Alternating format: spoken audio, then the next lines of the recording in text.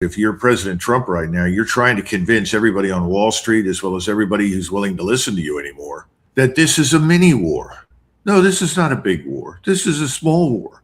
In other words, don't worry about it. We've got it under control. We'll manage it. There's nothing really that the Iranians can do anymore. This will end when we decide to end it. In the meantime, by all means, continue to trade your stocks and bonds. Don't be concerned about this. This is not a major event. Well, Dan, that's nonsense, as you and I both know. What Iran has proven is that they can be very effective, and they don't really need a navy per se or an air force. They've got the ability with terrestrial-based and space-based intelligence, surveillance, and reconnaissance to see persistently everything that happens in the Gulf region and around their country. And they can target instantaneously with data that comes from satellites right down to the weapon system. And that is deciding the outcome. And the place is too big to invade. We don't have 1 million men standing around waiting to be shipped out to go somewhere and do anything. So the whole business is a fraud. And what he's trying to do is convince everybody it's not. None of this is going to work. And again, you can't print the diesel that moves your trucks. You can't print the fertilizer that grows your crops. You can't print the natural gas that powers your factories. So America had better wake up. We better find a way around this or out of it, because our business strategies cannot easily account for physical scarcity of food, feed, fuel, and fertilizer called by these shipping closures. This is a catastrophe. It's a catastrophe on a global level. It hasn't hit us dramatically yet, but you and I know over the next 60 days, it's going to be hell to pay here inside the United States. And that's shut down the food stamps. See what the hell happens. All hell will break loose in this country. Indeed. In fact, we don't call them food stamps anymore. What do we call them now? We gave them a new name. I don't remember. Yeah, same concept. Yeah, I can't think of it. But that's what we had. Chris Martinson was on our show a couple of days ago from Peak Prosperity, and he was complaining that when Trump does these kinds of things, and when he reassures the markets and causes the price to go down, especially of oil, he considers that a really bad thing, because that gives false signals to the American public that everything's going to be fine. Don't cut back anything. Don't conserve anything. Just keep on spending like you have been. Keep on driving like you have been. But then we're chewing down our strategic petroleum reserve. The only way we can keep doing this is by getting rid of our stored up fuel. But then the problem is going to come in, as you just talked about, that once you run out of that excess and the strait is still closed, now then you don't have any more of that. So now then there's a physical shortfall. And then that's when the price, he predicts, is just going to shoot north. Well, Americans aren't aware of it, but 70% of our farmers have already said they can't even afford to buy fertilizer anymore. That's how high the price of fertilizer has risen. Now, the president was warned about this, believe it or not, back in March. And what happened? He ignored it. President Trump has a habit of ignoring things that don't conform to his expectation. And I think that's what he's trying to do right now. He's trying to make everyone feel good. And he's going to continue to do this until he can't. And it's not going to last very long. Now, let's take a look at what the other side of this equation is thinking, because that can give us a clue to where we're heading. And this is from Ghalibaf on his X account.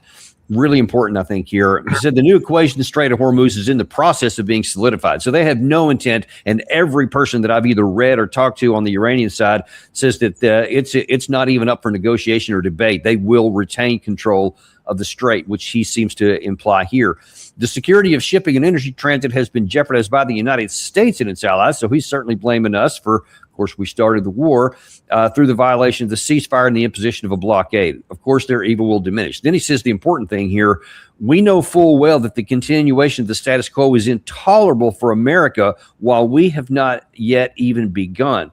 And I think what he's saying there, which is something Professor Morandi has said and several others, that the Iranian side can suffer a lot more than we can and a lot longer than we can, because they don't have the issue of fertilizers and all the stuff being shut off like we do. Most of the stuff, he said, they have like 90% domestic food and everything else that they have right there in their country. So they can endure the currency being devalued, the loss of imports. They suffer because of medicines not getting in and other kinds of things. But they think they can suffer longer than we can. Is he right or is he wrong? No, I think he's right, but there's something else that nobody bothers to bring up, Dan. When has President Trump gone to the American people and articulated in detail what's at stake for us in this war? When has he talked to the American people and said, we are going to war on behalf of Israel? We're doing it for the following strategic reasons that are valid, that make a difference to our lives. And we are attacking to destroy Iran because Iran's destruction will strategically benefit the United States in some way. He's never made the case because there is no case to be made for those things. Those things are ridiculous. You know, when FDR did many things, and I didn't agree with it. I wasn't there, but I wouldn't have agreed with much of what he did. But on the other hand, he was very good at going to the American people and making the case. Even Lyndon Johnson made a stab at it. He wasn't very good at it, but he made a stab at it. Certainly President Nixon found it necessary, and he did it, and that's one of the reasons he was reelected in a landslide. What's this president doing? He's not doing his job as president, leading this country. That's the biggest issue right now. You know, making ridiculous statements in the Oval Office about reducing the people that you don't like to ruins or rubble. Those kinds of wild statements may, appeal to a few people in your base who like filthy language or, boasts and bloviation, but it doesn't do you any good. And again, where is the strategy? What is the strategic framework? How does this fit in with the larger strategic interests of the United States and its friends? And our friends, by the way, in Asia are the people who are being hurt badly by all of this. I predict that before this is over, the Koreans and the Japanese will be inviting us to pack our things and get out of their countries, just as the Germans now are effectively saying the same thing.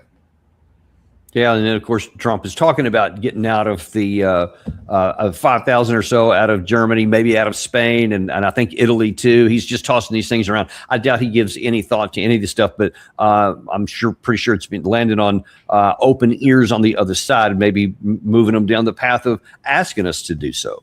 Well, you and I know from experience that leaving Europe, frankly, is long overdue. We should have gotten out of these places a long time ago. Our presence there has been somewhere between a crutch for many of these countries and their economies, and frankly, a burden. You know, how much of each it is depends on where you are. But the point is, it's unnatural. It doesn't have to happen anymore. There's no strategic justification for it. But if you're going to do this, instead of making nasty statements and justifying your actions on the basis of an insult, why not come up with a plan? And why not sit down with all of these allies and say, look, it's time for us to go. You know that, we know that. So let's see, how do we do this? How long will this last? Can we do this in 24 months, 36 months, 96 months? Let's sit down and figure it out. That hasn't happened. That's because there is no strategic framework. Yeah. And everybody keeps saying, what do you think the president's doing? And then you have these poor, pathetic souls sitting on the sidelines like, it's part of a plan. It's a plan. We're harming China. China is the big loser here. Really? I don't think so. I think a lot of people are losing, but China's not one of them, and certainly not Russia. Russia's, profiting from a cash bonanza. The only thing in Russia that the Russians want to know is why the hell Putin isn't ending this war once and for all. They're all sick of it. They want him to crash all the way to the Dnieper River, cross it, take Odessa, seize Kharkiv, march on Kiev, and get it over with. He really ought to. It makes sense for him to do that. He's not going to have a partner in the United States. We're not going to help. The Europeans are sick of it. Their governments are teetering on the edge of disaster. They're going to fall. So Russia should take advantage of this, but they're not thus far. They're sitting around waiting to see what happens next. Big mistake.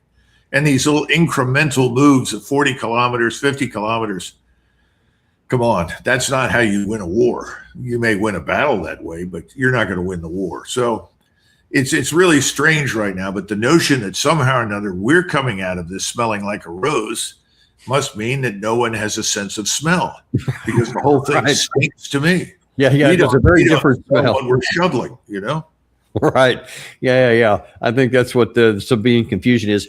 Now, so all the stuff that we've talked about so far has been over the Strait of Hormuz. And by the way, this is an interesting map here.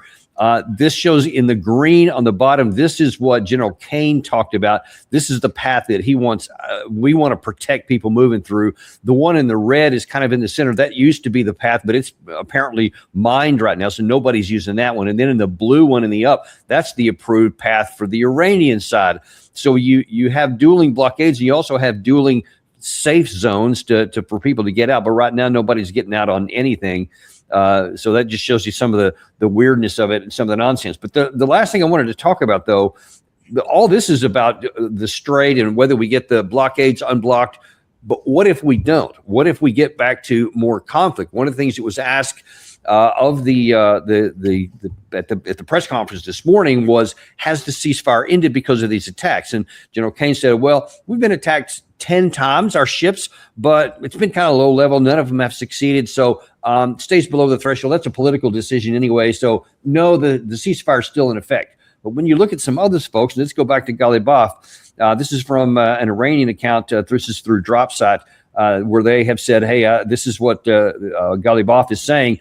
He says the necessity for keeping the Strait of Hormuz closed and preventing U.S. destroyers from passing through it has made conflict between Iran and the United States inevitable.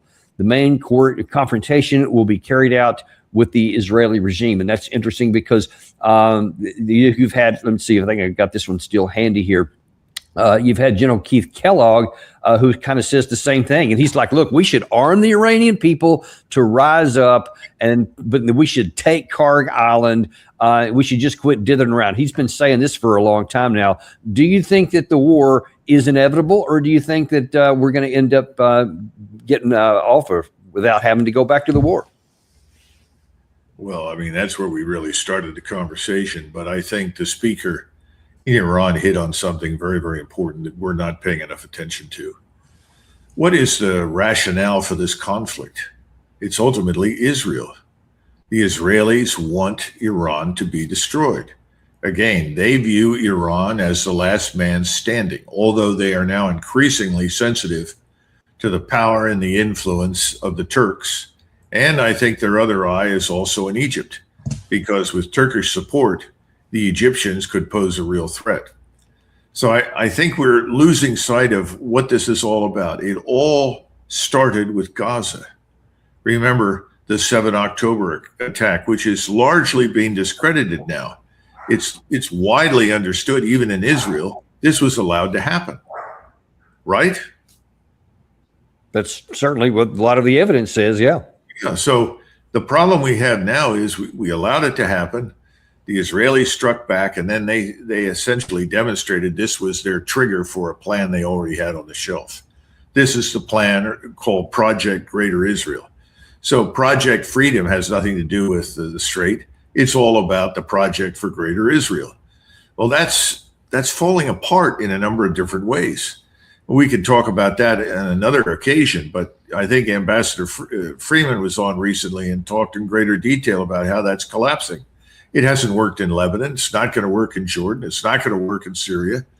And in the meantime, the countries, the two big players, Egypt and Turkey, are acutely aware of what the Israelis are about. And they're on the edge right now of intervention.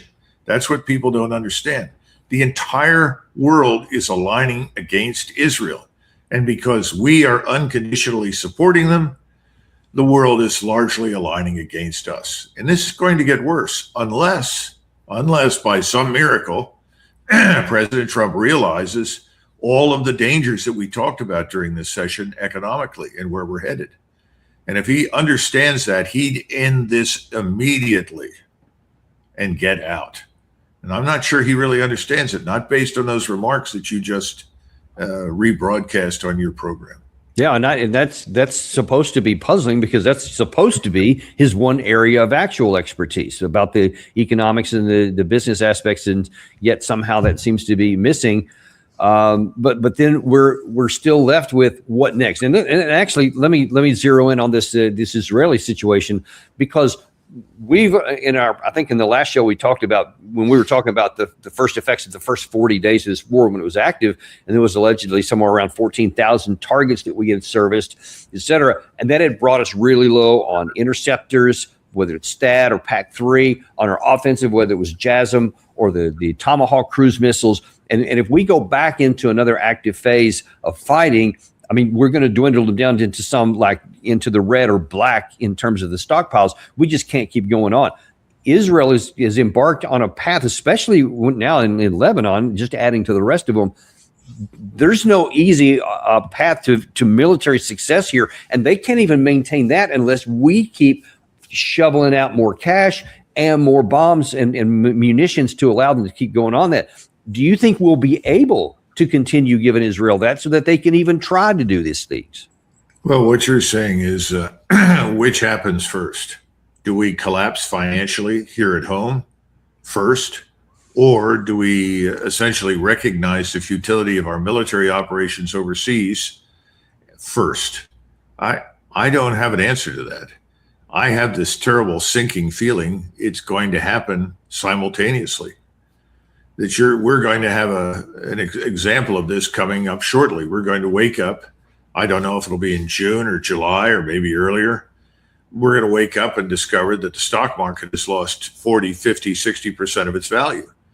And anybody you want to pick will talk about this, whether it's Luke Groman or Ray Dalio, any number of people that have looked at this carefully and they know it's coming. So that could happen anytime. And at the same time, you're right.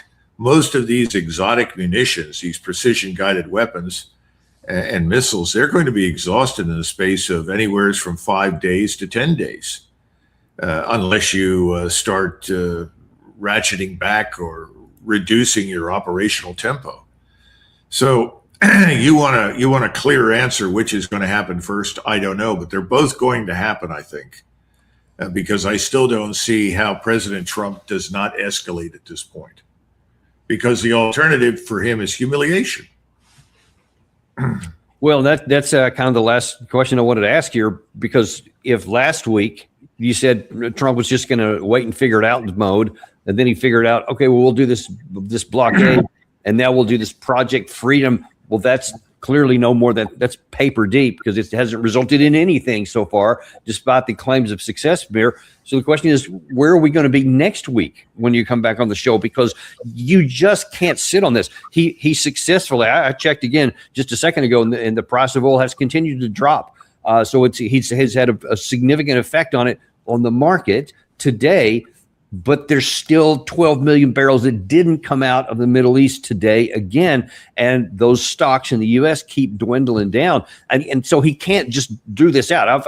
I've heard some experts suggest maybe 3 weeks is about all that we can keep the fiction going. And then the actual price of a barrel of oil and the paper price are going to start coming back into alignment. And that's going to be going higher. So where can Trump go? Because then here's the problem, Doug. I mean, in his business mind still, if he sees this is a problem here and it's not working, then to give in to these guys and say, let's go back and hit them one more time can only exacerbate it, because now then you're going to lose in oil infrastructure, which is just going to bake in long-term problems and probably a depression. How does he navigate that?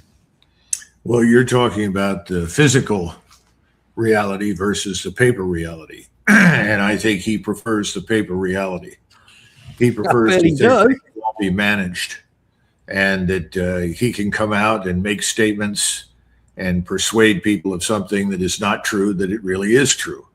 He's done that several times. And the market, as you point out, initially it responds, things get better, but then over time, what occurs? The prices start to inch up again. The sense of crisis becomes real. It's going to become more real in the future if he presses ahead, and I think he will. The other thing is this blockade is really kind of interesting, because He's imposing the blockade, and then he's blaming it all on Iran. But Iran could always make the argument, if you stop blockading us and allow us to utilize the strait and get back to business, everything will be fine. So if you're sitting in Japan or Vietnam or Thailand or Indonesia or somewhere in Europe, whom do you believe?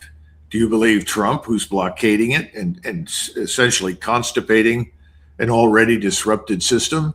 Or do you believe the Iranians who say, well, if they'll stop the blockade, we'll let everybody go? I don't know. I rather suspect Iran has the advantage in that discussion. Well, based on performance, I would certainly say so, especially our performance over the last, I don't know, since 2018, especially. Listen, in the last few minutes we have here, Doug, I wonder if you can just kind of give us what is your best interpretation or explanation, if there is such a thing, on Trump's continued focus on what's next, which is Cuba. He actually said over the past weekend that, that's coming in next, and we're going to move militarily on Cuba.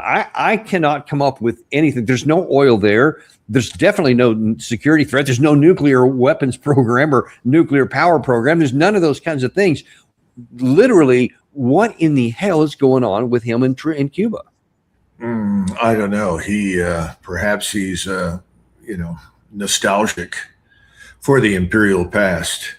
After the Spanish-American War, we made two huge mistakes. One mistake was we stayed in the Philippines when there was no real reason for us to do so. The only thing we wanted to do was establish a coaling station in those days, a place where our ships could come in and reprovision. We ended up instead replacing the Spaniards as the imperial power. We ended up fighting a civil war there that lasted for years, killed 250,000 Filipinos pointlessly, at least that many. Yeah. And we annexed Puerto Rico. And Puerto Rico, costs us billions and billions of dollars every year. We don't profit from it. They're not growing anything down there that makes money. They don't have any mineral wealth. Now, we stayed there presumably because, again, this would be useful to the Navy. And then for a while, we had a firing range down there. Puerto Rico should be given its independence. It's not part of our country. We'll let it go. Get out of it. This is another legacy of 19th century thinking and imperialism. I still think that the best trade we could possibly have made is to offer Denmark Puerto Rico in exchange for Greenland. We'll take Greenland. You can have Puerto Rico. I think the Danes would love it. The Danes love that nice weather down there. Next thing you know, it would be the super destination for everybody in Scandinavia and Northern Europe every year. We haven't been able to do that, but they probably could. Bottom line, this is all silly nonsense. We shouldn't be meddling in anybody else's country anymore. There's no reason to do it. People have the right to govern themselves however they like, provided they're not trying to kill us. And if they're not trying to kill us, what difference does it make to us how they govern themselves? But Indeed. That's very different from, I'm the greatest, we're the best, and everybody has to do what we say, which I guess is Trumpism, right? Yeah, well, that's a dying animal, and I think it's going to take a lot of us down with it. But listen, we really appreciate you coming in today and give us some clarification on all this stuff. Always our great pleasure to have you on here. And just to send people to MacGregorWarrior.substack.com to keep up with Doug all during the week until we can see him back here again and find out what in the world is going on with our war next week. I'm eager to find out. Okay. Thanks very much, Dan. I appreciate it. And I think a lot of people will enjoy the most recent one that I wrote called America's Generals Need NFL Standards. I'm very intrigued by the title myself. So if you fail with the Dallas Cowboys, you'll have the entire population of Texas at your throat.